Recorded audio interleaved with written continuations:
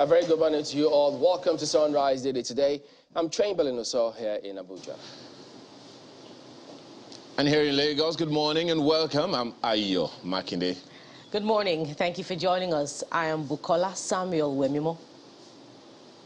Well, guys, yesterday, the members of the House of Representatives just, they had a, well, perhaps they might have been witnessing it in their homes or different places, but right there during the session, a feel of what a lot of Nigerians had been facing for decades.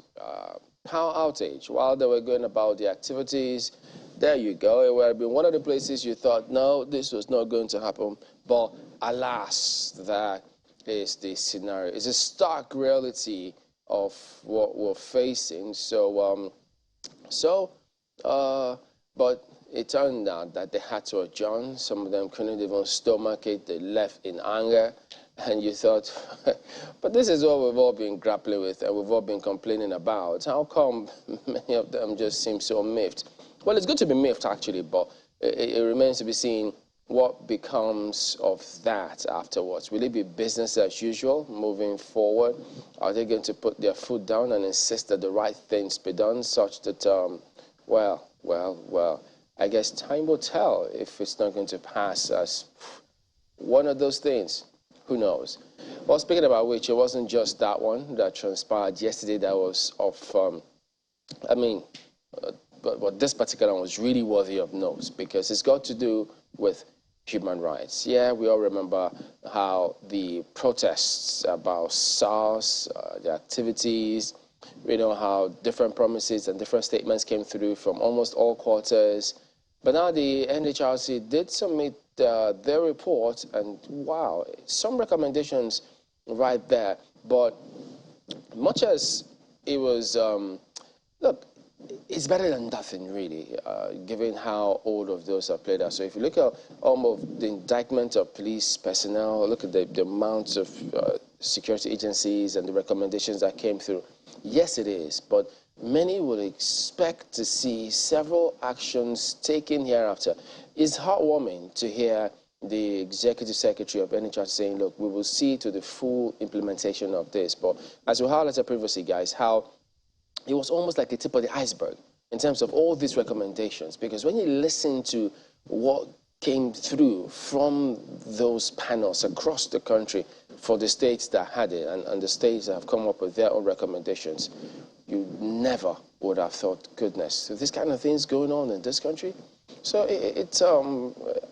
look, this definitely wouldn't stop here because there's a lot of expectations. What about the federal government themselves? There were certain things that they had promised they were going to do. So that is not going to be forgotten just like that. So many will be looking to see what happens. But we don't know if it will be done in this administration. I guess the jury, well, your guess may be as good as ours. So interesting scenarios. Yes, good to see that compensations were paid, but moving forward, well, guys, let me let you comment on this first. Well, you know, one of the things that came to my mind first when I saw this report, Chamberlain, was something that I've heard you say on this program quite often. The wheel of justice grinds slowly, but I always conclude, it grinds. Whether slowly or quickly, it grinds. And I think this is just one of those ways in which the wheel of justice eventually just grinded to this particular point. So here we are. The question is, what next? Most of the time, I mean, what we would also hear from the NHRC is, because that report came from an independent investigation panel on human rights violations in the country.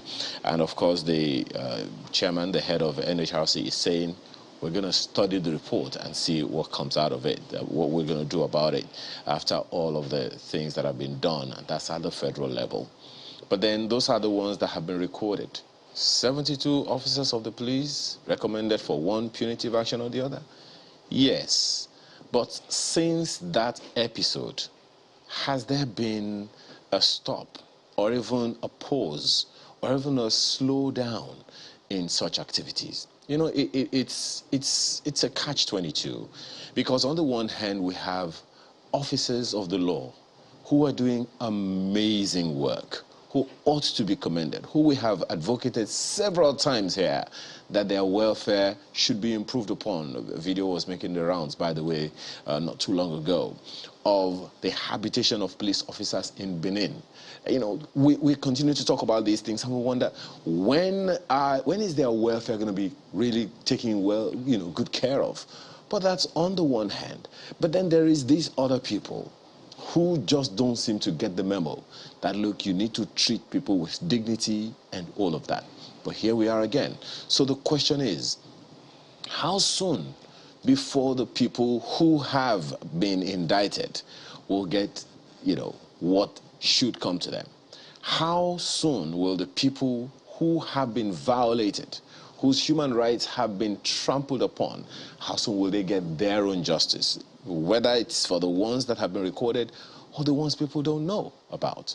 Because if this continues, let's just forget the things we say about trust quotient between the police and the people.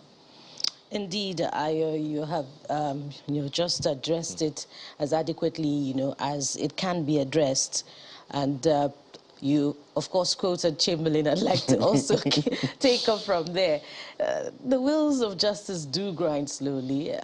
Perhaps they've grounded halfway with what we have recommended by this independent panel of, is it justice now, adjudication, as the case may be. 28 officers, let's just go through it, were recommended for prosecution, 25 for dismissal, 15 for disciplinary action, and 4 were recommended for demotion. Well, that's commendable. It's better than nothing in the light of the circumstances that we find ourselves in. I mean, take a look at those offenses. You have forced disappearances, you have extrajudicial killings and all of that. But let's go to the more important issues, which is, this may be treating the symptoms rather than the root causes, and that's where the heart of the matter that Ayo addressed on this issue, which is the welfare of the police, which is their remuneration. The recommended ratio of policemen to the citizens for Nigeria is still quite very low. The figure is abysmal. In 2022, how many police officers do we have in the force? The other day, there was news about the resignation of the leader of the Judicial Service Commission, the Police Service Commission now, over recruitment. It's a sad point in our history, where police would go to court over such an issue, recruitment, where we have very low funds, for the force, to address critical issues. We're spending resources in the courts to address issues that are less important, further down the ladder, where our men of our force are not well taken care of.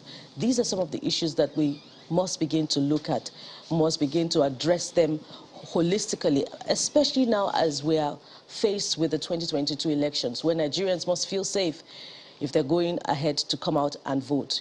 But then again, this is commendable. It's better than having nothing.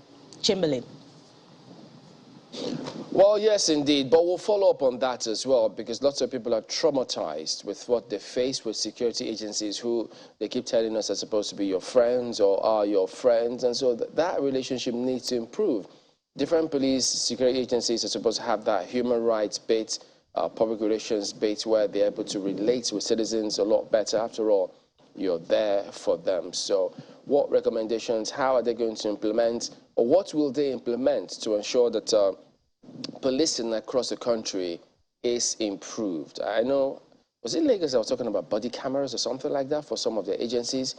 Well, I guess we'll come to that as we move forward on this one. But just give us a moment. We'll be back with a look at some of the dailies here today.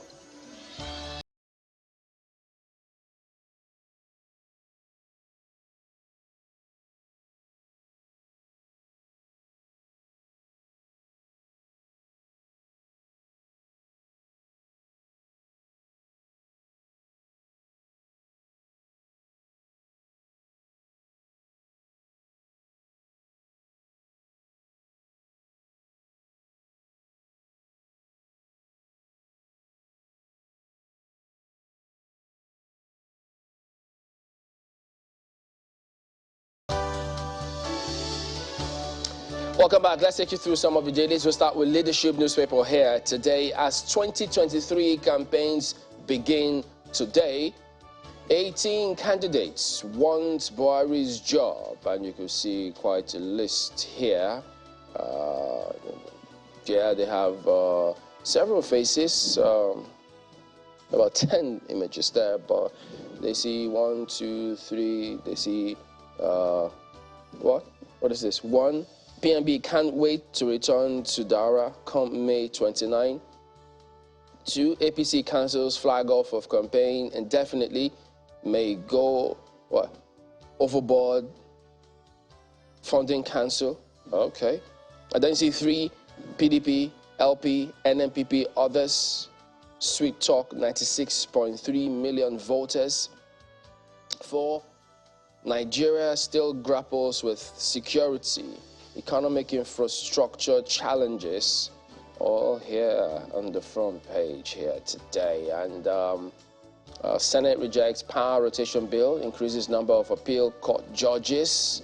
Okay, so there you go. And then inflation, economic one. CBN gives banks 48 hours to meet 32.5% CRR. You have several others here this morning, but that is Leadership today.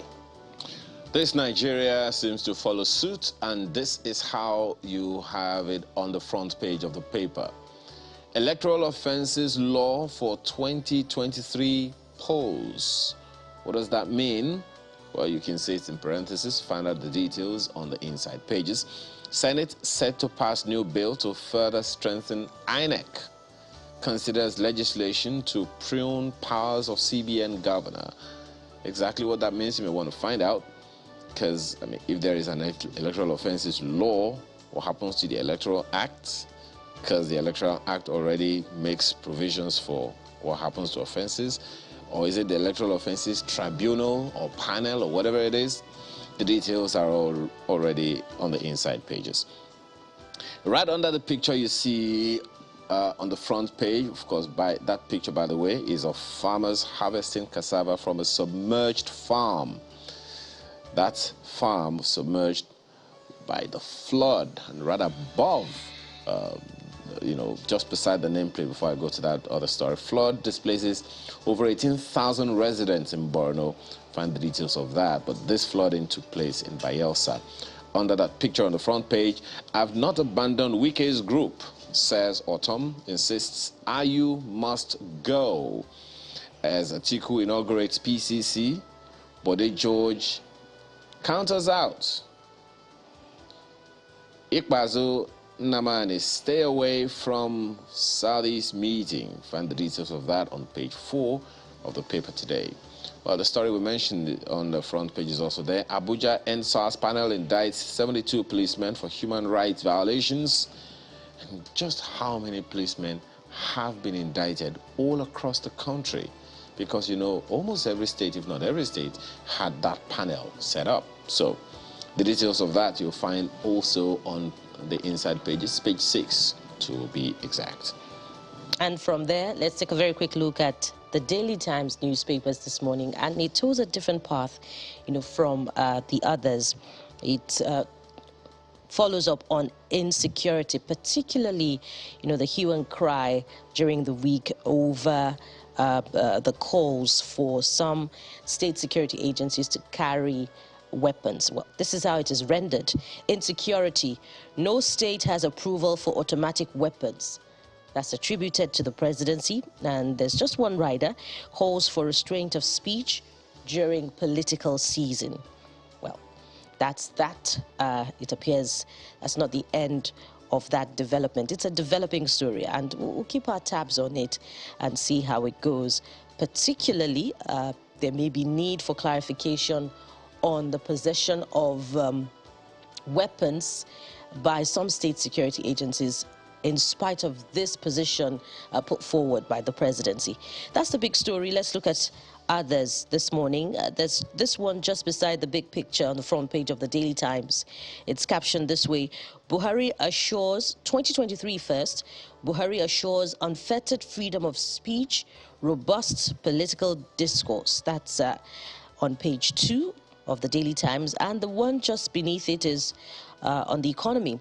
MPC, that's Monetary Policy Committee, interest rate hike will attract forex inflows, ease inflation pressure. It's attributed to experts, and it's also a page 2 read inside Daily Times newspapers this morning. Well, the jury is out on that one, on whether interest rate hike will attract forex inflows and all of that. By our count, it's about the third increase in interest rate following increase in inflation figures. And have we quite seen forex inflows? Well, what are we selling? Good question. Let's just keep it simple, for God's sake, please. I know what we're selling, but I know I have New Telegraph next. That's the next paper we've got here today. And look at that, 2023 polls. Insecurity, economy on front burner as campaigns begin today. Parties replaced 1,435 nominated candidates ascribed to INEC. I remain shortcut to Igbo presidency, Atiku tells Southeast PDP leaders. LP calls for demilitarization of political space. And then you also see APC Presidential Campaign Council postpones activities indefinitely. So all of that you've got here on the front page today. And it was quite interesting as well yesterday. Whoa, look at this. 2019 presidential poll, 2 parties breached spending limit, squandered 7.9 billion naira. This is ascribed to INEC. APC, PDP, yet to submit 2019 financial reports, says parties can't maintain offshore accounts, get foreign fundings. So the question about all of this is, we know there are laws and there are rules, right? And there's supposed to be consequences, you know, for anyone who breaches it. I think that's why the rules and laws are there. So if INEC is saying parties breached spending limits, squandered this amount of money, so what next? Or is it just supposed to be for information? Because if they breached it in 2019 and there wasn't any punitive measure, so it means we might as well just go ahead. And if there are punitive measures, is the word punitive just there in a manner of speaking? Is this such that it will act as a deterrent? I thought that's what the law is meant for. So if that's the case, why have the law in the first place? If they did it before and they feel that whatever measures are there, yeah, if we face it, we can do it again, what then are we doing about all of these things? So I guess those are conversations that we may have to have. And maybe if you look to the story and see the parties that breached it, is it that those parties are too big, such that they will be untouchable? Or then if that's the case, that will then mean that the law is a respect of persons or parties or institutions. Is that what we want? Look, this is just me thinking aloud. So you need to go ahead and read the story and find out, because I thought if you want a just and equitable society, everybody must be, no one should be above the law. I thought that's what they also say. But they say there's a lot of things, and sometimes we just see different things, and you just wonder, what is it that really goes on with all of these? But guys, that is New Telegraph this morning. Tough issues that you have raised there, Chamberlain, tough issues you have raised, and I hope we'll be able to take it on, because they are issues of law. So those are offenses committed by the parties, and this is something we've talked about for a long time, and why people keep recommending, shouldn't we just unbundle INEC? But hey, as you said, I guess we'll have to wait. Nigerian News Direct is next, and what you'll have on its front page, it is also something that's been mentioned from the front pages of other papers this morning. Inflation rate, mixed reactions as CBN again raises MPR CRR. Find the details of that on page 3 of the paper today. Decision poses negative impact on equities, according to security experts. Wrongly timed won't tame inflation, will rather hurt investors and businesses, according to CPPE. Rate hike will cut down borrowing, address rising liquidity. ascribed to Chizia. So if it cuts down on borrowing, will it affect governance? Will it affect infrastructure spending, recurrent spending? All of that you find on the third page of the Nigerian News Direct. Right above the nameplate, fuel subsidy raises FG's 2022 borrowing by 1 trillion naira. Guess who's saying that? Debt Management Office. Yeah, don't look at me like that, Bukola. It's not How me. did I look at you? Right. But it's right there on the front page of the paper. Corruption. ICPC recovers 2.8 billion naira assets in 3 years. That's what you have right there on the front page of the paper. If you're wondering what those pictures are about, well, look on above the nameplate. Lagos takes delivery of trains for Red Line rail system. Find the details of that on the inside pages of the paper today. All right, from the Nigerian News Direct, let's take a very quick look at the Guardian newspapers this morning. And it leads with, of course, the decision by the Monetary Policy Committee to increase interest rates. But their story, their, interpretation of the story is rendered thus: economy in rare credit squeeze as CBN continues with 20-year high interest. These are the riders. MPR raised to 15.5%, highest in 20 years. CBN to debit commercial banks to effect new CRR Thursday. Donry increase creates opportunity for FG to mop up local funds. I guess that's an expert speaking. And then job losses to worsen, experts warn. Nigerians lament soaring food prices. Address supply side shocks to check inflation. That's the big story. Of course, you'll find more details inside the Guardian newspapers. Let's go to the bottom strip now to get some election stories. There's a big one coming from Ogun State from yesterday. Court nullifies Ogun PDP governorship. Kebbi Central Senatorial District primaries. That's a page 4 read. Of course, there's more to follow on that one in the coming days.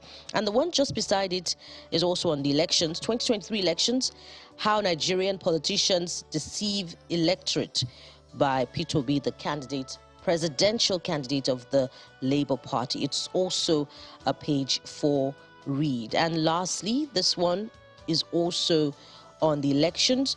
Court, that's beneath the nameplate.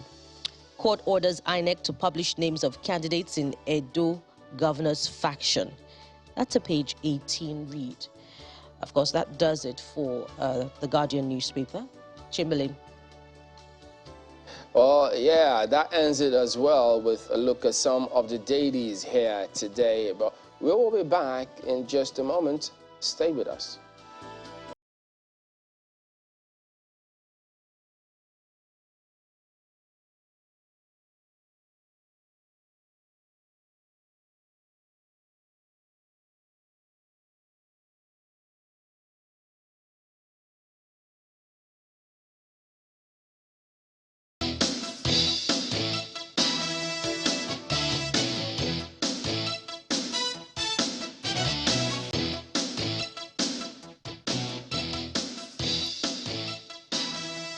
Welcome back. Well, Mr. Ebonlo Adegborowa, a senior advocate of Nigeria, joins us next to weigh in on that report which you just heard and some of the other items and matters that transpired in the National Assembly.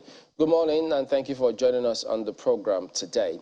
But good morning. Thank you for having me. Yeah, before we go on to actually talk about that matter that the senators tried to discuss, which was, as you heard in the report, hurriedly withdrawn, citing Order 42 of the House. Equally, yesterday as well, the National Human Rights Commission did submit that report on human rights violations flowing from the answers panel. They had several recommendations. I also remember you were in the one in Lagos. So, considering that and perhaps what transpired in Lagos, how do we reconcile that? Because we're also equally thinking about the bigger picture here, the ultimate intention to ensure that those kind of matters don't ever come up again in the country. So with that report submitted, what should we expect? Well, thank you very much. I think it's first to commend the governing board of the National Human Rights Commission, Professor Ojukwu and his team, for that laudable engagement. And I think that it's part of the discussions about how to get the institutions of state to respect the fundamental rights of our people, to become more relevant to the yearnings and aspirations of our people, and then to also at the same time achieve their statutory responsibilities of law enforcement. Especially, you talk about the police, you talk about the army, you talk about the state security service, and those other law enforcement agencies, Economic and Financial Crimes Commission, Independent Corrupt Practices Offenses Commission, and all those agencies that are meant to interface with our people. The experience, judging from the proceedings of the NSAS panels in the various states, and indeed the one that sat in Abuja, is that these law enforcement agencies do not recognize the rights of our people. The mentality of the occupation of force, which was inherited from the colonialists, is still prevailing in the mentality of our law enforcement officers, especially those of the lower rank. And so the experience we have is that people's rights are trampled. You do not understand where that right would start and where it will stop. And it exists only in the consciousness of the policeman to determine the extent of the respect or enforcement of the fundamental rights of our people. But beyond the submission of the report, I think there is a challenge on our leaders, judging from the reactions to the NSAS protests, that they should match their promises and words with action. From the executive, there were assurances that the outcomes of those various panels of inquiry will be implemented. And then to the legislature, especially the Honorable Speaker of the House of Representatives, he made a vow on the open floor of the House of Representatives that he will not sign any budget or appropriation bill that does not include compensation for victims of police brutality. That was in 2020, immediately after the NSAS protests. The same thing goes for the Honorable President of the Senate. But 2 years on, they have signed budgets, they have signed appropriation bills that has not made provisions for compensation for victims. It's just the Abuja panel that submitted its report yesterday. In the various states, Ondo, Kano, Lagos, those states submitted their reports over a year ago, and they're all gathering dust. When we were sitting in Lagos, the governor made a promise that every decision made by the panel will be honored, and indeed made checks available for us to pay immediately those that were judged to be successful in their petitions. But those petitions that were heard and decisions were made and recommendations made have not been obeyed up to this morning. So I think that generally it will be good for us to put pressure on the people in authority to ensure that the victims are compensated, one. Number two, we made various recommendations about education for police personnel and other law enforcement agencies in relation to the handling of weapons, in relation to the understanding of the fundamental rights of the people, in relation to the psychology of law enforcement officers, in relation to matters involving the appropriation of finances for various agencies of the law enforcement departments of state, whereby from what we recorded in the various panels, policemen use their money for purchase of uniform and other equipment that they use, to the extent that there is a sense of abandonment. And so we feel that the aggression against the state is then transferred to the citizens. So these recommendations are quite elaborate, and they go beyond just the press statements that we hear from our leaders. So it is commendable. But if it's just a matter of sitting and just making recommendations, then we have not achieved anything, as it were. Well, concerning the conduct of security agencies, particularly the police in this case, their relationship with citizens who they relate with on a daily basis, would there be any recommendations that you'd like to see them adopt such that it will hold them a lot more accountable? Because we still hear people complain that in some areas, those actions that the citizens protested against are still being carried out by some members of the police. Well, first of all, Chamberlain, is that you know that the NSAS protests majorly focus on two things: issue of reformation of the police in terms of their engagement with the civil populace, and then the second aspect is about the welfare of the police itself as an organization, the officers, the equipment with which they work, and the instruments of engagement. We discovered that the accommodation of police officers is probably nothing to write home about. The places where they work, some in containers, some in very hot environment, is also nothing to write home about. And then their salary, in terms of take-home pay, is quite very poor. And so when we talk about really reforming the police, we should then take it up from the twin pillars of addressing their welfare, and then at the same time, giving them sufficient orientation to accept their subordination to civil authority. It's because if we continue to have a police force that has the mentality of superiority over the civil populace, we'll just be talking over our heads every day and won't get any results. Because as you can see, 2 years on after NSAS, policemen are still shooting civilians over 50 naira. Policemen are still on the express roads conducting roadblocks for the purpose purely of extortion. Policemen are still involved in searching telephones of citizens without recognizing the rights to privacy. So it seems that nothing really has been achieved, beyond the fact of just setting up these panels for the purpose of gaining popular acceptance, or at least trying to douse the tension amongst the youth populace. And that's why you see that almost 2 years into the remembrance of the NSAS, nothing virtually has been done by the agencies that set up these panels for the purpose of addressing, the issues raised by the youth. But I think that it's a matter of time.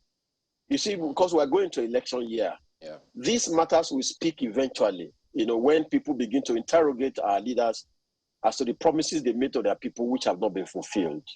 Well, what we see with the force headquarters, the IGP's team, we understand, we've seen time and again how the force public relations officer, they try to hold policemen accountable who the citizens report, saying, perhaps report cases of violations in human treatment. So that is happening on one hand, but we're hoping that commissioners of police in different states will toe the same line. They're holding particularly the DPOs accountable and ensure those men in their command who are deployed on the streets, a lot more needs to be seen to be done to ensure that that confidence which the force PRO is trying to infuse into the citizenry is also replicated at that level. I think when that is done, it will have a lot more impact. But moving on and speaking about the elections, which you highlighted, yesterday in the Senate, Senator Abba Moro came up with this bill trying to see what can be done about rotational presidency to address the question of what he thinks is injustice, imbalance, representation at the presidential level. The bill didn't scale through. He hurriedly pulled it out, hoping to, who knows if he will be represented. But listen to some of the arguments that played out on the floor. I think all but one senator argued in favor of it. Almost all of them just shut it down, giving different reasons. It's against our laws, it doesn't fly. So from the point of law, listen to what they say. Do they have a point when they raise all these issues? Yes, I just want to emphasize on, as a bus stop to the discussion on the issue of the NSAS report, is that, you see, these reports we see about infringement of the rights of our people are mostly within the urban areas. You know, the real work of the police is in the rural areas, because there's a DPO in every local government of the federation. And so you see that it's important to do a holistic reorganization and reorientation of the police, especially in the local areas where we don't get reports of the abuses of our people. Thank you. Now, in respect of this matter about rotation of offices, I believe that it's a prophecy that would come to pass, you know, inevitably. The experience we are currently having in our nation shows that there is too much inequality, there is marginalization, and indeed, unless those issues are addressed, there will always be discontent, you know, about the outcome of the elections that we conduct every 4 years. Maybe the challenge is that it seems that the horse has bolted, as it were. The senator did not raise this issue timeously. I mean, this is something that should have come into the front burner about a year ago.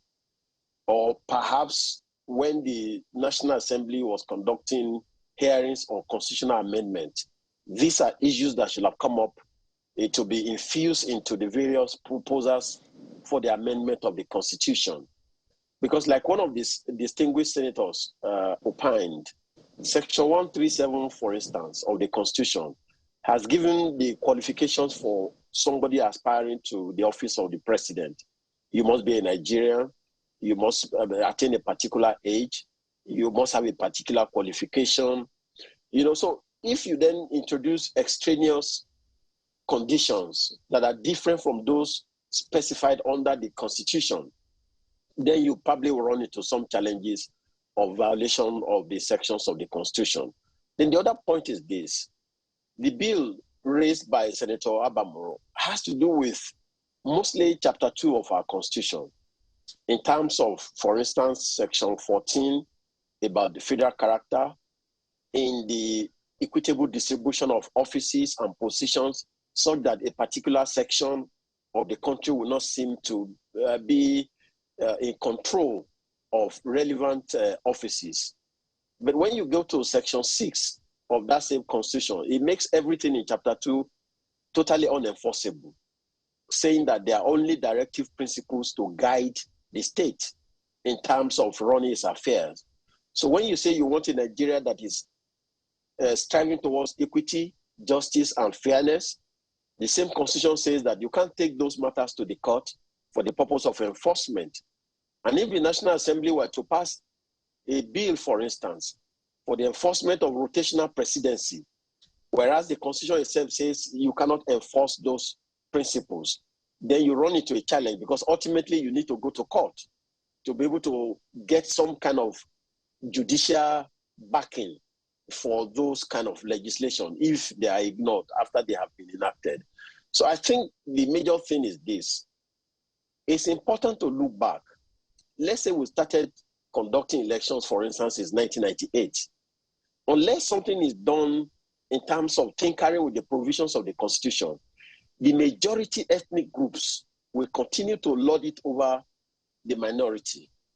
And the reason why we think this is improper is when you go back to the formation of our nation, Chamberlain, right from 1954, when our forefathers were toying with the idea of independence, they then set up the Lichitun Constitution, which was supposed to have a conference of all interest groups in Nigeria to determine the circumstances under which we will exist as a nation.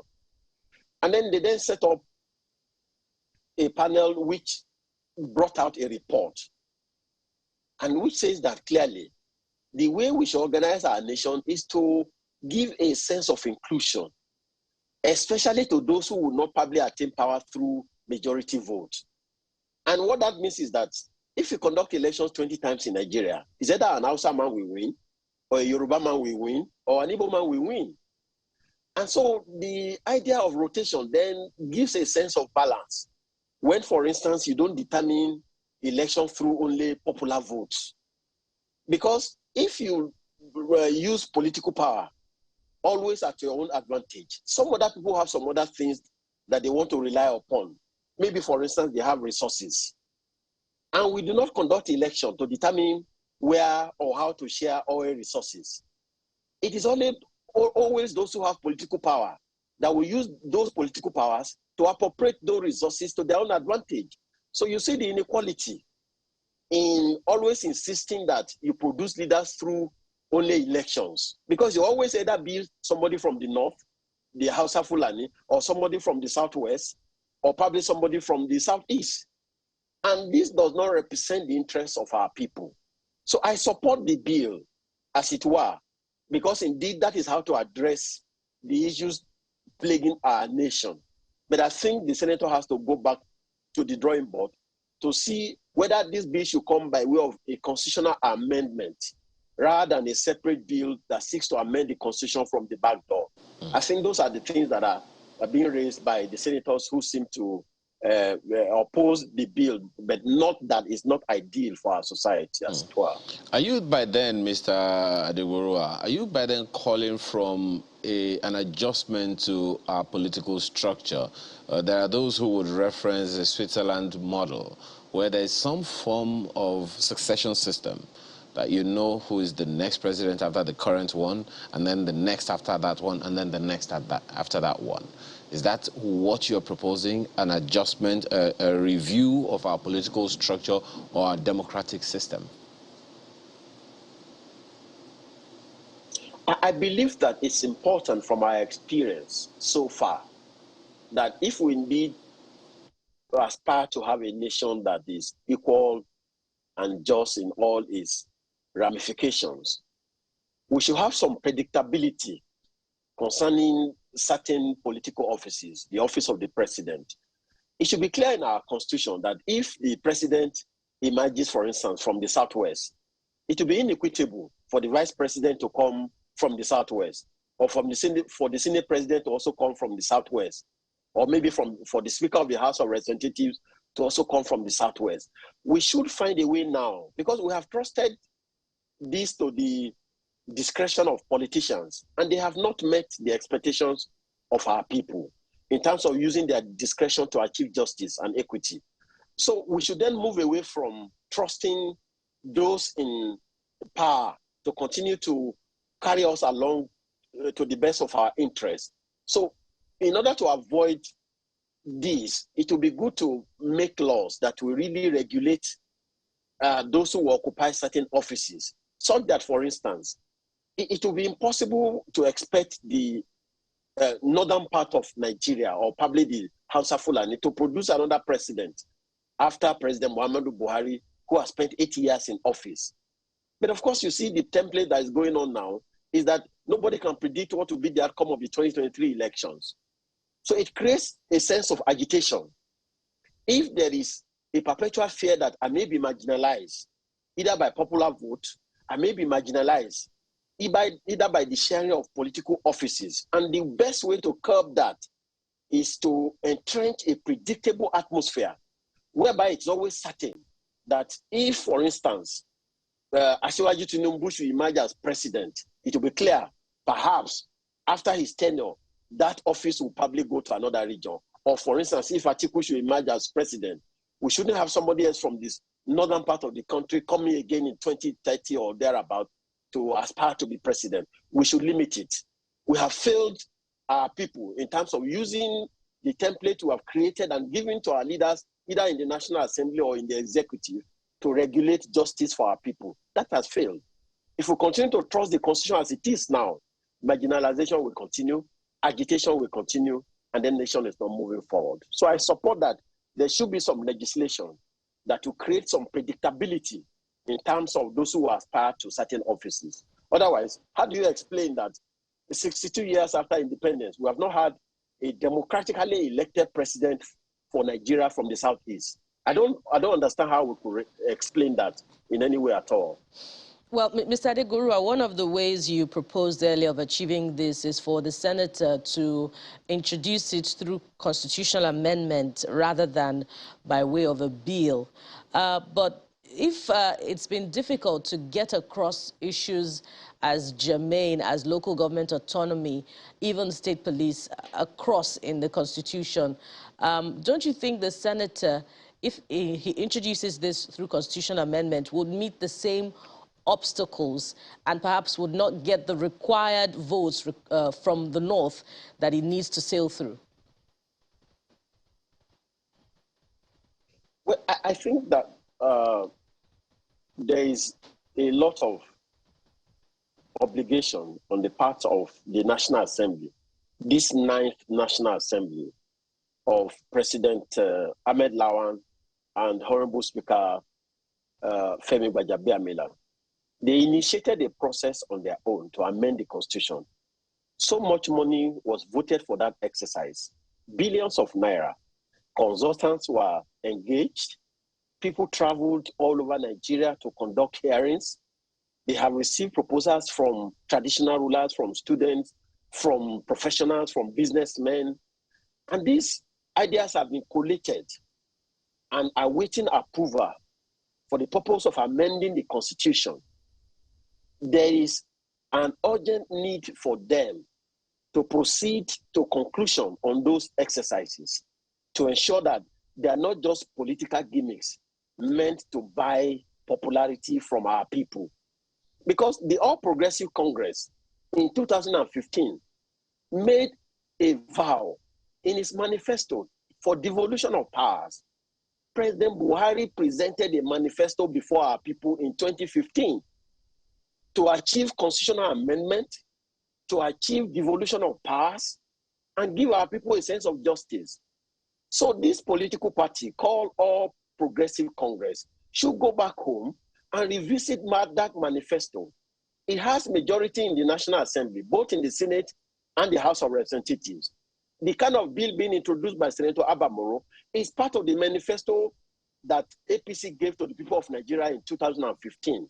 The party should go back to the drawing board and mobilize its senators, its legislators to be able to implement the amendments proposed for the Constitution. We shouldn't go into the 2023 election with this flawed Constitution, as it were, because people call for a national conference, they shut it down. We call for restructuring, they shut it down. The least they can do for the people of Nigeria is to conclude on the process of amendment of the Constitution, the desires of us concerning autonomy for the judiciary, concerning autonomy for INEC. There are too many issues that are bottled up in this constitutional amendment process that they shouldn't walk it over and pretend as if nothing has happened. So that will be my charge, because that is the challenge that is being raised through this kind of bill being proposed by Senator Abamoro. It's an indictment on the National Assembly that they should please, in the interest of justice and fair play and the people of Nigeria, proceed to conclude on the amendment process of the Constitution before their tenure expires. Now, as we wind down, I'd like to get your opinion on one of the matters that was published today. INEC did raise concerns saying unnamed political parties overspend, they breach the rules, spending, I think, it's over 5 billion naira more than the required amount. And so in that regard, how should this kind of matter be approached? For the 2019 elections, by the way. It's to call on the chairman of INEC, and all the commissioners, all the leadership of INEC to take hold of the 2022 amended Electoral Act and save the people of Nigeria. It's not a matter of lamentations. INEC has the power. The Supreme Court recently endorsed the power of INEC to deregister political parties. INEC has the power to observe the campaigns and funding and expenses of political power or political parties. And if he has observed any major infraction to issue a query, to demand explanations, and if those explanations are not satisfactory, to deregister the party, to sanction the party. I'm calling on Professor Mahmoud Asitwa, the chairman of INEC, to assert his authority. We labored a lot to get the 2022 Electoral Act to be signed into law. A lot went into that act. So it's for the chairman to assert his authority to save our democracy and not just coming to the pages of newspapers to lament every day. Where you have observed an infraction, go ahead and enforce it. Go ahead and disqualify a political party. Most of these parties have not held their proper conventions for the purpose of complying with the Constitution. Where is their manifesto? Section 220 to 221 of the Constitution says that the aims and objectives of every political party should reflect Chapter 2 of the Constitution.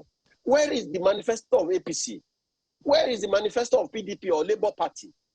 So it is not for INEC to just come out every day and be lamenting, but to enforce the law and then bring the sanctions down on any political party that is guilty of infraction. Otherwise, we'll just continue to dance to the tune of politicians, and then our democracy will suffer. So I'm calling on the chairman of INEC and indeed all the people who constitute the authorities in that organization to look at the relevant sections of the Electoral Act and enforce it and move our country forward beyond daily media lamentations. Yeah, and perhaps INEC will do well. We'll start by starting with naming those political parties who they say breached it, because after all, they reeled out the breaches. So who are these political parties? Nigerians deserve to know. We'll have to thank you very much indeed, Mr. Ebonlu Adegborowa, Senior Advocate of Nigeria, for your time here today. Thank you very much. It's my pleasure. We will be back in a moment. Stay with us.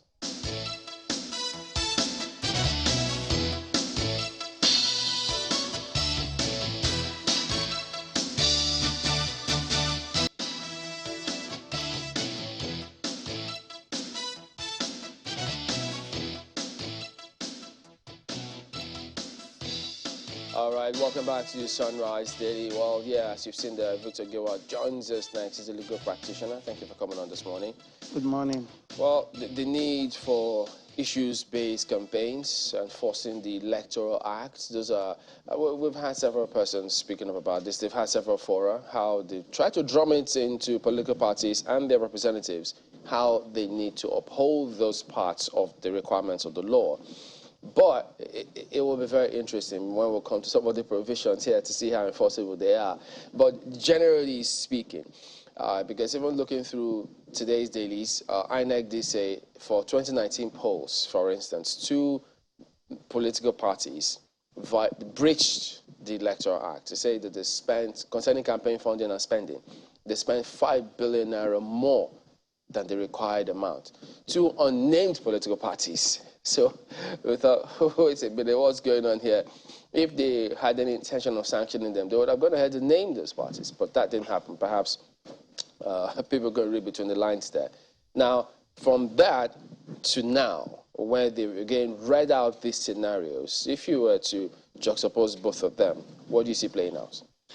Well, thank you very much. Firstly, I think INEC is the regulator. INEC is the referee.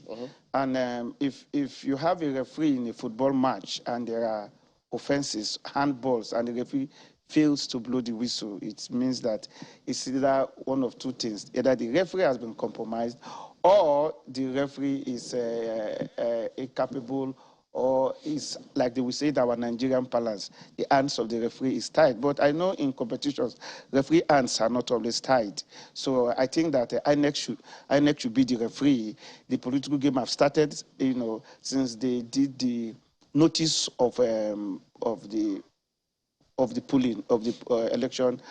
This is the published election notice under Section 25 of the Electoral Act. So what it means, one, is that INEC should enforce the law. INEC should hold those parties that have breached any of the provision of the Electoral Act culpable. And how do you hold them culpable? It is not by coming on air. It might start from there.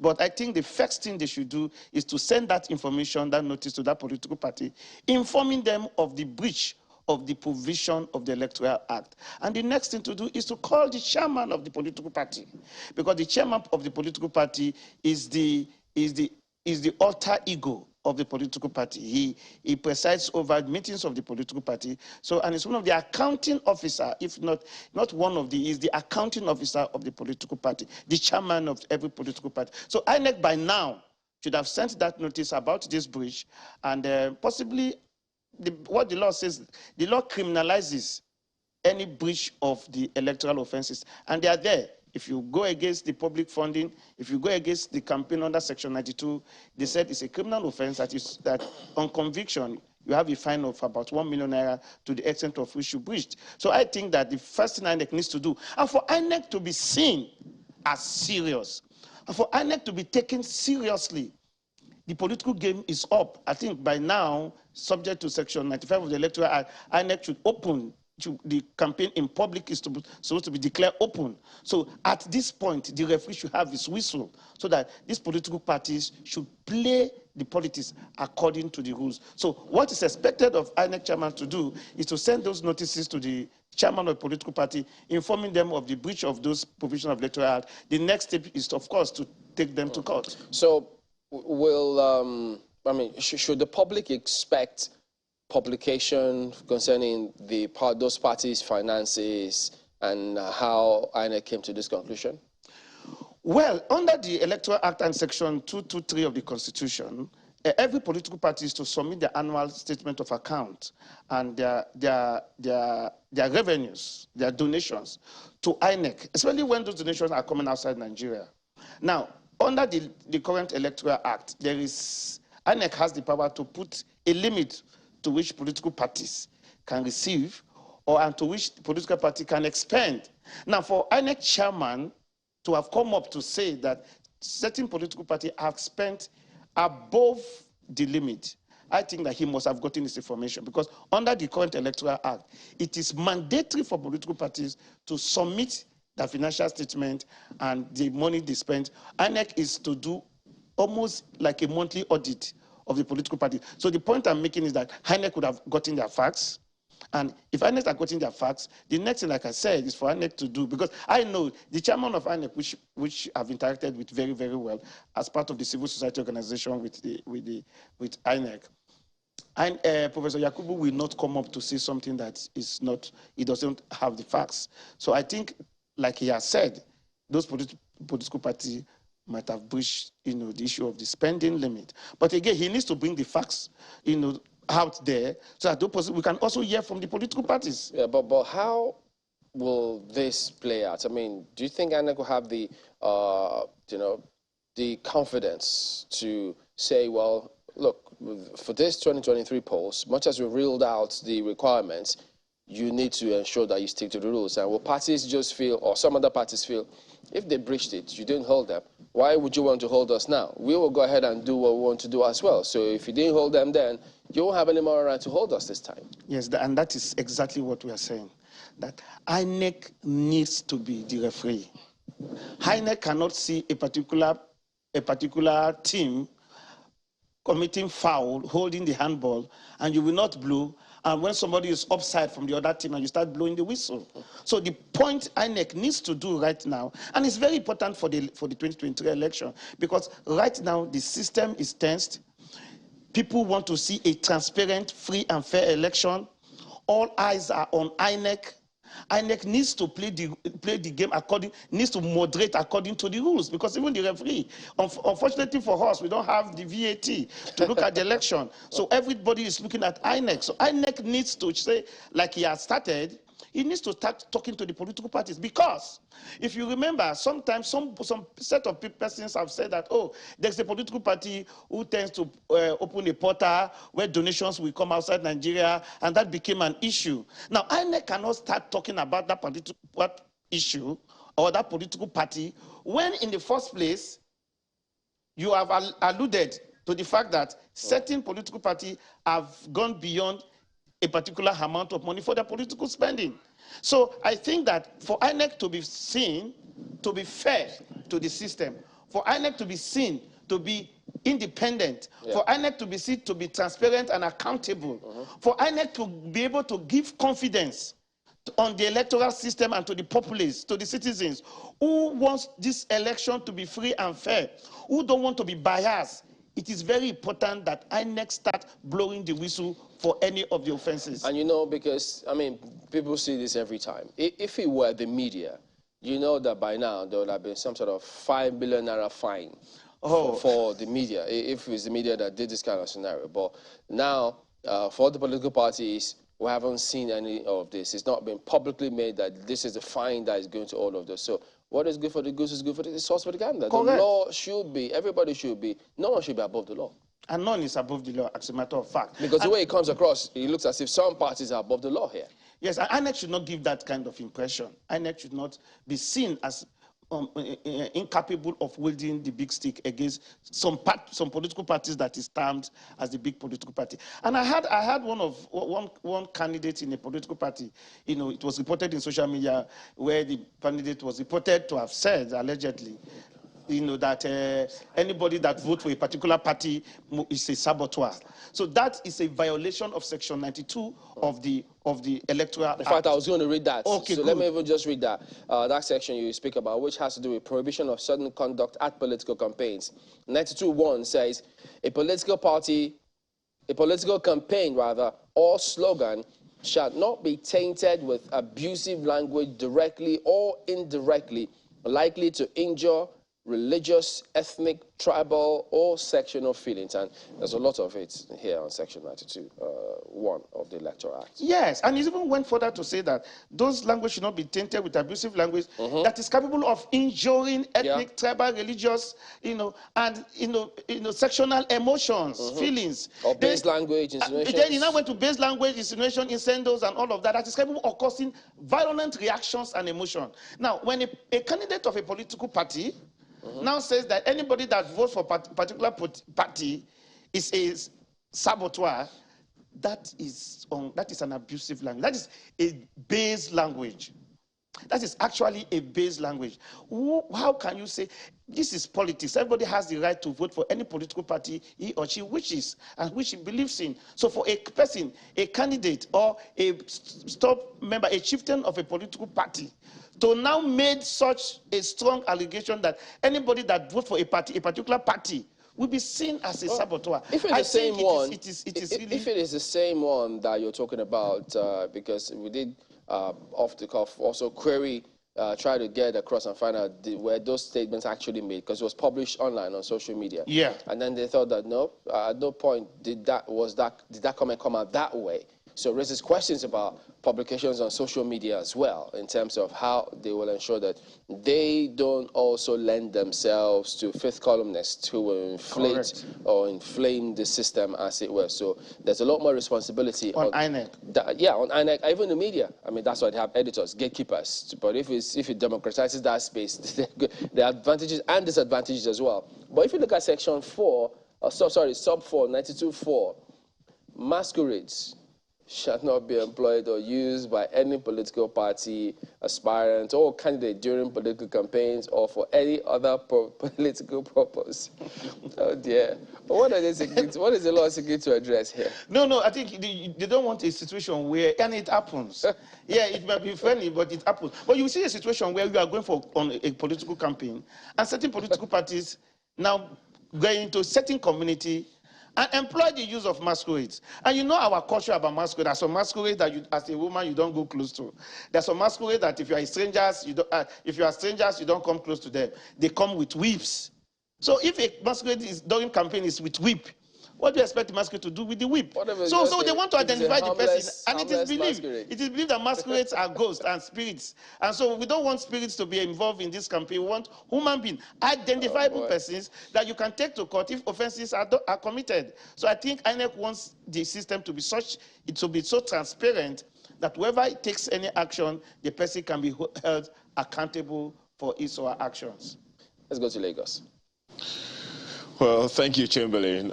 There's something that you often say, and I'm going to ask Mr. Giwa this one. You often say that, look, the law is the law, and it has to be enforced. So, Mr. Giwa, that is what the law says. How do we enforce that one? Who will enforce that one? Now, the answer is INEC. Every violation of the Electoral But Act INEC is not a security can only be agency. enforced by Is INEC and the security agency, like the police. INEC is not a security agency, and we know over time when electoral offenses are committed, there are roles for INEC to play, and then there are roles for the police or the other security agencies to play. So historically, how would you say that if over the past years we've not been able to enforce electoral offenses, what's to say that this one also will be enforced? Well, INEC have actually, from their reports some months ago by the chairman, that they have had about 52 convictions for electoral offenses. And you saw the case of the Cross River, yes, where that involves a professor, one of the coalition officers. So I'm stating that to say that INEC has the power to prosecute any violation of the Electoral Act.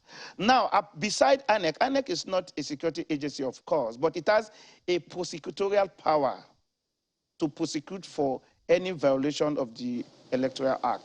Secondly, the primary responsibility for enforcement of order and rule of law is the police.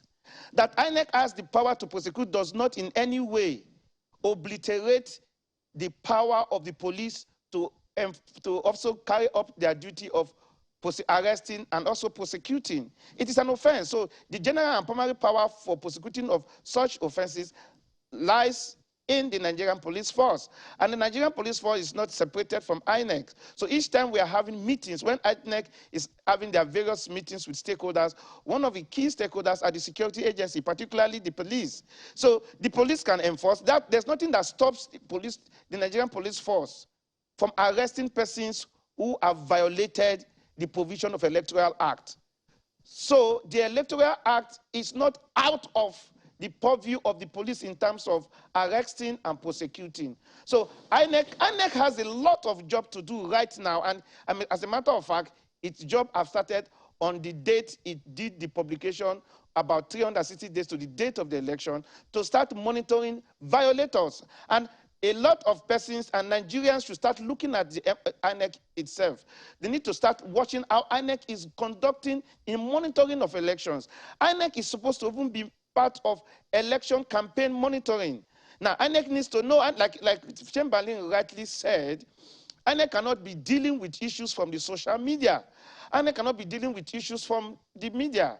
INEC should deploy its officers to be involved to monitor campaigns, whether they are going to do it through IT or through physical monitoring. I don't know how they intend to do that. Of course, I know they must have their intelligence. They must have means and ways to monitor for electoral offenses, people who are going to violate the Electoral Act.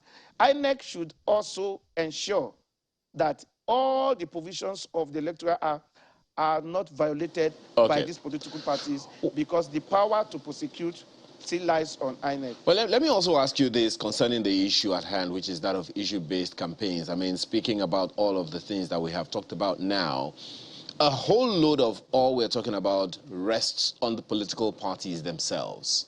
Now, it would seem like if these laws have to be so detailed as to include in the law that masquerades should not be used for campaigns, it speaks to the fact that perhaps the political parties and the major actors and even their followers themselves need a lot more political educating. Otherwise, these things would probably not be necessary to legislate so detailed and so copiously. What's your take on that? Yes, actually, issue of political education on political parties, education on political party. I don't know how far, I cannot speak for INEC. I don't know how far INEC has gone on political education. But the truth of the matter is that even when we have been opportune, I have been opportune to be involved in political, meetings called in by INEC. I have, as members of the civil society organization, I have been, aware of meetings called by INEC to educate political parties. And one of the things I discovered, one was just held in the Institute of Election Institute just some couple of weeks ago, and we were there. We discovered that the two major political parties were not there in that meetings. And that meeting was principally for stakeholders in the election, political parties, civil society organizations. But the two major political parties were not there. So this is, and it is just like one of the things Chamberlain mentioned. This set of political parties just believe that maybe they are too big. They are too big for the web of INEC, and so maybe they can do whatever they feel like. But I think that INEC has made some effort in terms of political education, informing political parties on some of the do's and don'ts during the election. And of course, the Electoral Act is there. It's not written in Latin. It's not written in Arabic. So political parties can also go through it and understand some of the areas that they need to be careful about. And so the issue of masquerade, like I said earlier, is to avoid person disguising in form of a masquerade. That's what masquerading means. We want to see who are the people campaigning. We want to see who takes an action. We want to be able to hold persons you can identify as being responsible for any act that is committed. And that is the whole purpose of saying that we don't need to employ the use of masquerade during political campaign. Masquerade can come with arms and harm a particular person during campaign. A masquerade you cannot see, you cannot hear his, you cannot see his face, you cannot hear his voice. How do you, some of them will tell you that they are ghosts. So if a masquerade kills somebody during the process of campaign, some culture will tell you that those masquerades are ghosts, and you don't arraign ghosts. You don't arrest ghosts. So the whole essence is to avoid all these kind of elements and cultures that are capable of affecting the process of the election. Humorous as it sounds, it also sounds a bit like common sense. I'd like to come to campaign financing, Mr. Victor. On Section 88, subsection 11, to be precise, the Electoral Act reads thus: an accountant who helps to forge or falsify a document relating to his expenditure at an election or receipt or donation for the election in any way aids and abets the contravention of the provisions of this section and is liable on conviction to a fine of 3 million naira or imprisonment for a term of 3 years or both. I mean, a political party that can afford to exceed, as the report has, told us this morning, 5 billion naira ceiling on election financing, can afford to pay 3 million naira, is a walk in the park for that political party. Isn't this tantamount to a joke? Is this punitive severe enough? Asked differently. Yeah, I understand your point and the question, but the issue of fine is intended to be like a deterrent. It is done for you to have, first of all, there must be a conviction, and when you are convicted as a political party or its agent, it does not speak well of you that a political party or its agents or its officers were arraigned and the court pronounced, found them guilty, and they are made to pay fine.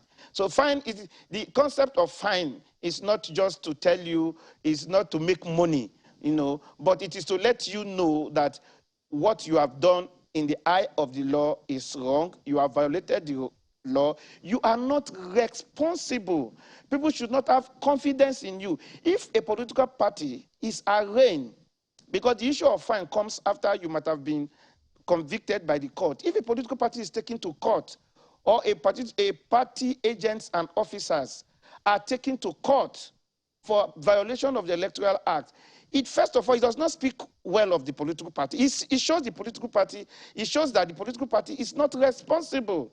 It shows that the political party is lawless. It shows that the political party cannot be trusted. I mean, if a political party is irresponsible, why should we give the political party the opportunity to govern this country? We don't want lawless people. We want responsible people. But then again, Mr. Giwa, is that when you are arraigned for violation, it shows that you are not responsible. Mr. Giwa, then it gives those, just a second there, don't you think it gives those who should be held responsible, those who should take responsibility, it gives them an opportunity, you know, to run away from taking full responsibility of the implications of this law if you're only going to hold an accountant responsible rather than, you know, the big names in the party, i.e.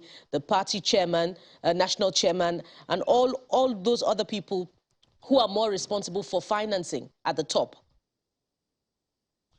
Now, that is correct on one hand, but an accountant is a professional. It's like a lawyer. If there is anything a lawyer would want you not to do is to put his professional license to, you know, at stake. So they know that as an accountant, you are a professional. You should not soil your professional career. Those are professional, you know, professionals, and no lawyer will want to put his or her professional career at stake because of a political party. So I think that the whole idea is that to make sure that the accounting officer, as a professional, does his job to such an extent that he advises the political party about some of these things. And it makes the accountant also to know that that liability is personal to him. I think, to me, to some extent, it's like telling a lawyer that, look, if you bring a case to court, we are the court. That's why, like we see in courts, some court will give certain fines personally to a lawyer, just to let the lawyer know that you are supposed to advise your client on the merit of, or the weakness or the strength of a case. So what they are just doing is that to make sure that accountants who are responsible for accounts don't compromise the system because of political reasons and are held responsible professionally. I think it is not a very bad idea. Because if you want to hold political party, some of the people that are involved in political party, they are just politicians. They don't have careers. Some of them are even, some of them are illiterate, so to speak. So if, for example, you have somebody who have not gone to the university, and the person Mr. Giwa, that is tout, let me use the word. That is debatable. That is debatable, but because it may seem like an accountant is just employed. As a matter of fact, just a second, Mr. Giwa. It's debatable because it would seem like an accountant is just employed to do the job of the political party, and everyone should take responsibility. You have more time to respond to that and all other issues, but at this point, we must take some messages. Stay with Sunrise Daily. We'll be right back.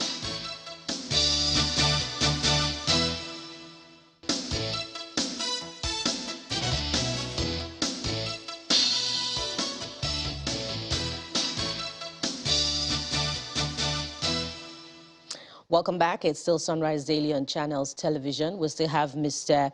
Victor Giwa, a legal practitioner, with us, and we're looking at the need to check of abusive, divisive language and hate speeches during electioneering campaigns. Mr. Giwa, thank you for holding on.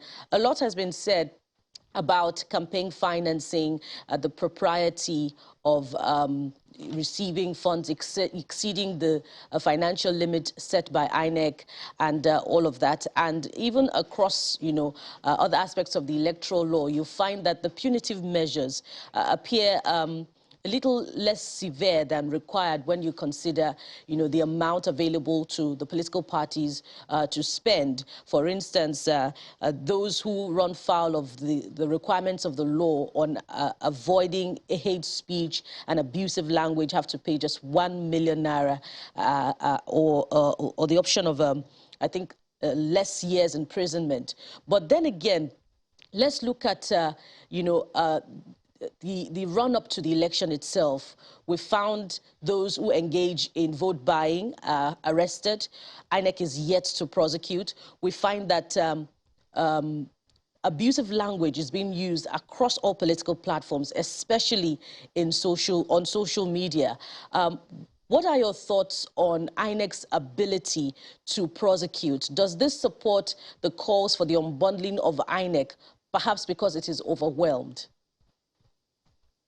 Yeah, good question. And it is of serious concern to us in the civil society organization and as lawyers. Because if you remember recently, there was this report of one of the spokesperson of a political party or a candidate.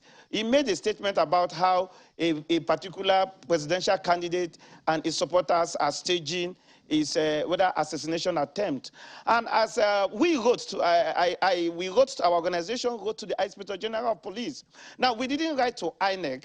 We wrote to Inspector General of Police, intimating Inspector General of Police to invite that particular spokesperson of that presidential candidate. I mean, why will you be saying, why will you be making such a statement that is capable of causing violent reactions from the supporters of the other political party?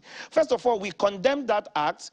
I mean, especially when it's coming from a spokesperson. We are in election period. We should be very humane in our language. We should be careful. We should make sure that we don't use base language like the Electoral Act says. But one of the things, and my concern, and which should be the concern of all Nigerians, should be how will the security agency, how neutral will they be? How can they be neutral and make sure that they enforce the law no matter who is involved, no matter the political party? For me, that is a major concern. And that is what we should not even be looking at the issue of the fine, how small or how large it is. We should look at the capability, the strength, the readiness of these persons who are saddled with the responsibility of enforcing this law. Like I said, number one amongst them is the police.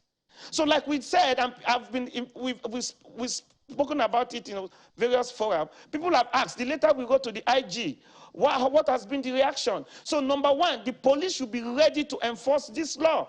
They should show that they are ready for this election. I have been involved in the police election security summit that was organized by the IG some weeks ago. One of the things we expect from these agencies is to show that they are neutral. Is to show that everybody must be below the law. They must be able to give credibility to the system.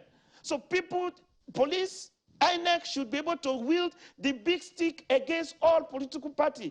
I know it is not just saying it. You must be seen to be acting. And I'm using this opportunity to call on INEC, to call on the Inspector General of Police and other Commissioner of Police in various states to ensure that it is not just looking at the simple part of crime.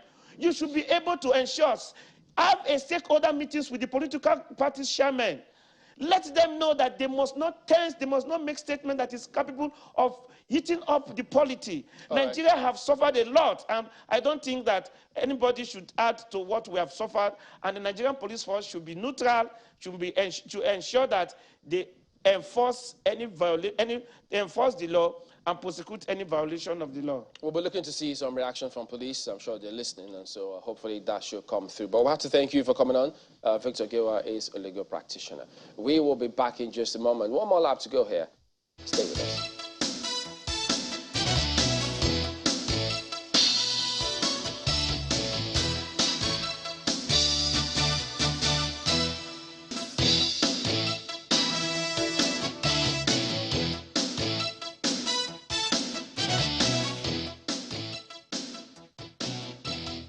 Welcome back. As you've seen there, Hamza Lawal joins us next. He is the Chief Executive of Connected Development and founder Follow the Money. He joins us virtually from Bonn. Good morning, and thank you for joining us on the program here today. Well, today is the day that INEC lifts the lid on campaigns for political parties. So a lot is expected from different groups, different bodies, different agencies. Well, civil society appear to be weighing in as well to ensure we have peaceful campaigns build up to the elections ultimately will be huge. So for you, welcome to a lot of young people as well. What would you consider germane or important to ensuring that we'll stay the course, ensure that the campaign rhetorics are civil and ensure they don't inflame the system? Well, thank you, Chamberlain, and good morning. It's an exciting moment for Nigeria's political history and our democracy. And for us as young people, we want to ensure and we want to believe that the campaigns would focus on issues around jobs. You know, today we have high rate of unemployment.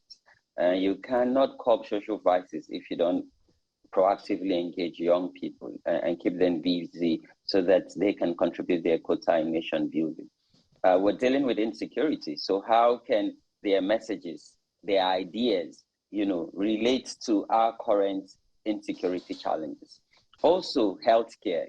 Today we're still dealing with maternal mortality and newborn death. So what are the ideas? What are their solutions around dealing with these issues? Education. So the recent statistics says, over 10 million children are out of school. How are they going to ensure these children go back to school and actually stay in school? What are their plans on investing in infrastructure? So for us, and for me particularly, I'm excited, but I believe and I'm optimistic that they would focus on issue-based campaign, that issues that affect you and I collectively, and in Nigeria, that everyone feels that it's a project that he or she can contribute towards it. Well, if you look through some of these materials, look, the youth hold the key, and let me show you why, which you've seen before as well.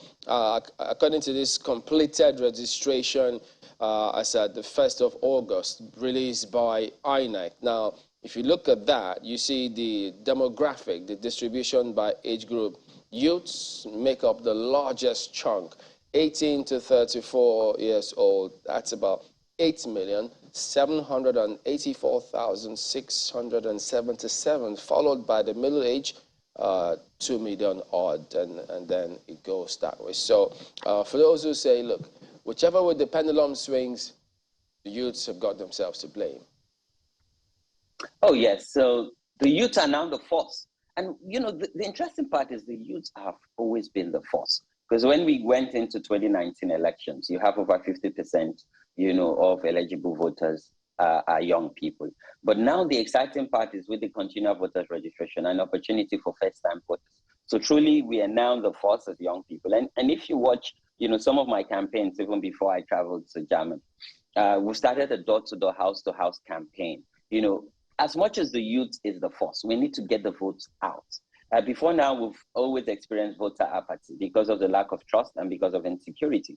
But getting us to ensure and enforce that stand that we decide the fate of Nigeria, because right now, the power is in our hands. So for us is to get the vote out on election day, organize ourselves better, and maybe have a consensus as we go into 2023. Because for me, again, for us to be that force that every politician, every political party reckons with, we must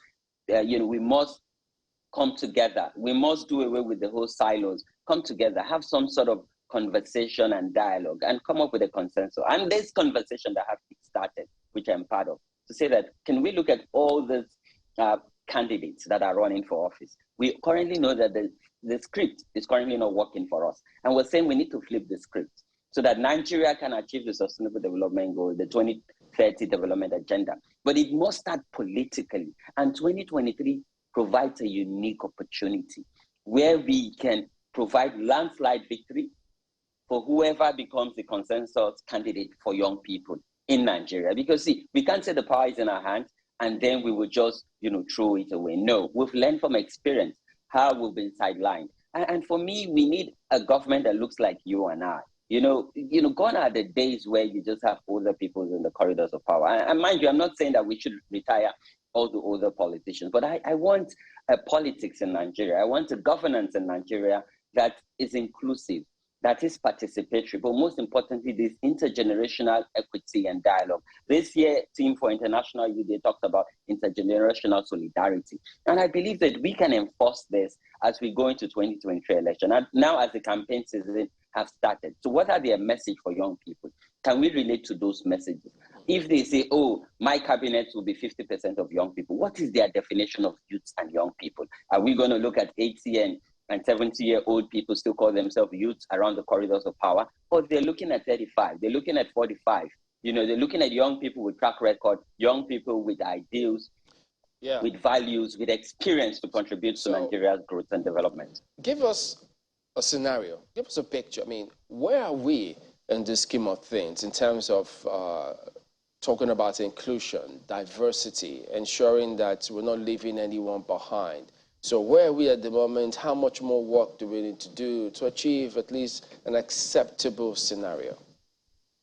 I think we've not done pretty well. when you look at how we came from the Millennium Development Goal and looking at the post-2015 development agenda, which I informed with some of our meeting with Ban Ki-moon, who was the then United Nations Secretary General, and now with the Sustainable Development Goal and leaving no one behind. When you look at our political atmosphere, I will start with the political party, and let's even go back to when the nomination of the party nomination form, expression of interest and nomination form came out. You know, it wasn't it was all about money, and that's the sad reality of Nigeria's politics. It's always hell-bent with money. So look at the prices, particularly for the dominant political party. It was crazy. One, a lot of women could not have sex this form. A lot of youth cannot afford this form because, again, service is not about money. Service is about giving back and contributing to your country. So when you look at inclusion and diversity, the political atmosphere, we're not doing well. Women are being sidelined. People with disability are being sidelined. Young people, ideas and capacity are being sidelined. So we've not done well politically to even connect to the, leaving no one behind and the 2030 development agenda. But I believe we have an opportunity to flip the script and change the trajectory. If they don't listen to us, we would send a clear message at the poll. And speaking of different groups that have even started, this conversation, looking at, okay, what should inform our politics and the 2023 poll outcome? You have, the Go Nigeria, put together, by ANAP Foundation. You have the We Together movement. We have, the Green Nigeria movement. There's been a series of conversations to ensure inclusion, to ensure diversity. Nigeria is a unique country, with diverse people, with very, proud historians. So we need to ensure that people feel a sense of belonging in the Federal Republic of Nigeria and take their own role and ensure that they properly engage.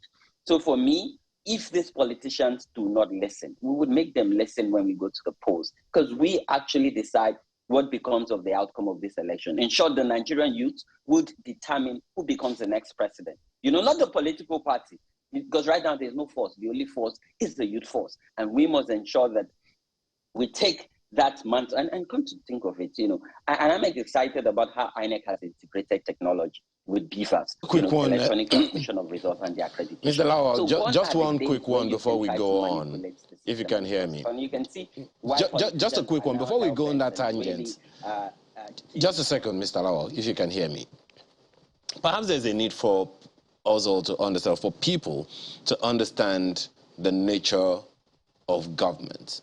When we employ, for instance, we don't vote for ministers. We don't vote for heads of ministries, departments, and agencies. We don't vote for the CBN governor. We don't vote for the Comptroller General of Customs. We don't vote for the head of immigration. We don't vote for the people who are supposed to work in the ministries, the civil servants. Okay. So in terms of getting the system to work, you spoke about inclusion. Where are we, and perhaps aping the question that Chamberlain asked about where are we?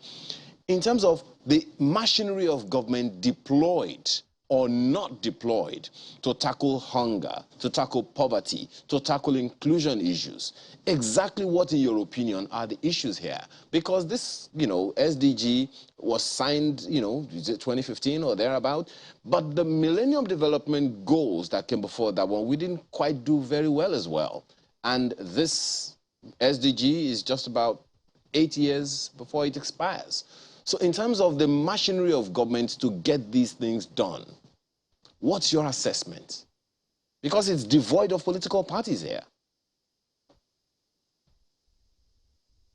I totally agree with you. And see, we've learned from the Millennium Development Goal, and we need to take these lessons to the Sustainable Development Goal. We've made a commitment, to the world, to our people in Nigeria, and have signed on to the the Sustainable Development Goal. Yes, I know that some of these heads of MDAs and the ministers are appointed position, and come to think of it, we all cannot run for political office. But what this means is we all can rally around someone who we know collectively would carry everyone along and would leave no one behind. Someone with apathy, someone with experience and track record, someone who has done it before and who is willing to do it on a larger scale. Someone who understands that, there's a role for young people, there's a role for women, there's a deliberate role for people with disability. So we are saying that, see, yes, everything starts from the head. If we get that someone today, who becomes the president of the Federal Republic, that informed by young people, by the way, putting in office, then we can start getting heads of these parastatals and ministers who would actually come into office to serve. Because you come to think of it, Nigeria, pre-colonial era, during the military regime, and even in our democratic dispensation, what we've had over time are rulers, people who come into office and feel like they're lords, they're demigods. We need people that are humble to understand that politics and leadership is about service. It's about ensuring that you bring ideas and solutions. So come to think of it, the world is lacking in ideas. And when you look at how the world came out of COVID-19 pandemic, so it's not about, even having, you saying you're the world leader. No, it's about ideas. And it's about building trust amongst both government and the politicians and the people that they serve. If we can get a head or head figure who becomes the president, who can rally around everyone, traditional religious leaders, civil society, the media, the private sector, the international community, and then maybe we can start getting it right. But it starts politically, because it is the political agenda that sets the development agenda into workforce. And you see, we have different communities. You have the political community, you have the civil society community, you have the private sector, you have, the religious and traditional community. You need someone who can bring all these communities together that inform the Federal Republic of Nigeria. See, today, we've experienced and we're experiencing what we've never in our even imagination think would happen. The disunity, the apathy, the hunger, the inequality is too much. And we must close this inequality gap. And we're saying this current script is not working. It's not about political parties. It's not about any politician. It is about the Federal Republic of Nigeria. See, when I travel and as I continue to engage world leaders, people don't care if I'm a Muslim or a Hausa Fulani man or where I'm from. What they're concerned about is I represent the Federal Republic of Nigeria. My passport says the Federal Republic of Nigeria. So we must understand that Nigeria must come first. And if each and every one of us put Nigeria before anything else. Yes, so you've made a valid point there, Mr. Lawal, about bringing communities together. And I'd like to relate that to, the participation of women in the Nigerian leadership space, or the lack of it, if we would address it more specifically. I also refer to the demography of the recently released INEC continuous voter registration exercise. And women have a voting bloc. 50% of the newly registered 12.5 million entrants, that's 6.22 million, well above 49.4 who happen to be male. But based on the off-cycle elections that have been conducted and the political activities, that were just concluded, do you think that the Nigerian women have that sense of purpose to use this voting bloc to ensure that they vote into office leaders who would commit to the implementation of the 35% affirmative action for women? My sister, it is only the women bloc that even have a sense of purpose, direction, and that level of consensus. See, it is unprecedented. We've never seen organizing and mobilizing and, sensitization like this before, particularly around the women bloc. And I think that, the government of the day have sent a strong signal and message. And if you look at what happened at the National Assembly, rejecting some of the very gender sensitive and friendly bill, 5 of them thrown out of the, by the leadership of the National Assembly. And I think that as we go into the general election, and I think women have now realized, the youth and the women bloc inform who becomes, our president and governors and various, elective offices. I think that yes, they have a sense of purpose. It's a shame and it's a sad reality that today in Nigeria's political history and journey, we do not understand that women have an important role to play. And come to think of it, no politician, male, should decide the role of women. Let women decide their role and let women inform their role. And I think if we understand that as a society, that the role of women is the front seat and not relegating them, and probably we would change the course of history. And you see, that's why I think some of these politicians say, let's not teach history in school. Women are natural leaders and have always led in Nigeria. Do you want me to tell us the story of Amina, the Queen Amina of Zazzau? Or do you want us to talk about the Chimamanda Adichie of today? Or Amina J. Muhammad or Madam Ngozi? These are people leading and showing example globally. For me, it's really sad that we're not tapping into that very important block. Who has ideas? Who can unite our country and who can serve, with empathy, with courage, and with the belief that Nigeria can actually deliver than what we have currently. And that's why I say that when we have, and if probably we can agree to some sort of consensus between the youth and the women bloc, and probably we can start getting it right and inform, the affirmative action and the role of young people as intergenerational leadership within our political atmosphere.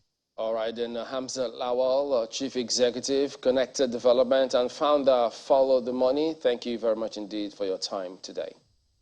Thank you for having me. All right, we'll be back in well, yeah, I think we should have a message or two, but just give us a moment. We'll be back.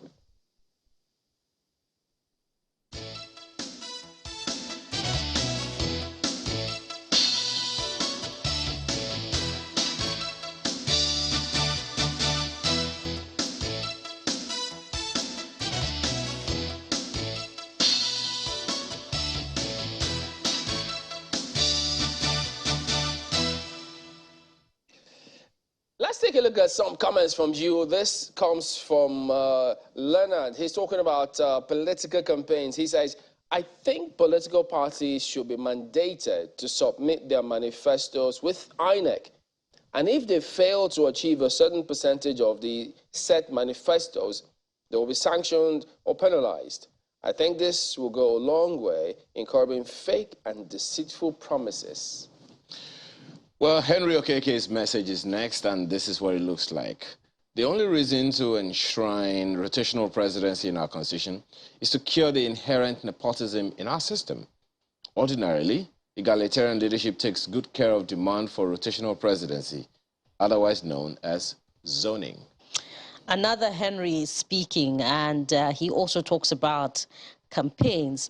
As the campaigns start, choose you this day the kind of support you give to your candidate. Choose to support him with ideas, money, good character that will market rather than demonize him. I wish we'll tolerate ourselves better, eschew bitterness and acrimony. And I hope that the relationship will be symbiotic when these politicians win elections. As Aya said the other day, zone dividends of democracy to the people. Thank you for your messages. Of course, they're very important to us, and we urge you to keep them coming. Thank you also for watching today. I am Bukola Samuel Wemimo. Again, I reiterate, please zone wealth to the people. Amaya Makinde, have a wonderful day. And I am Chamberlain, sir. Have a good one.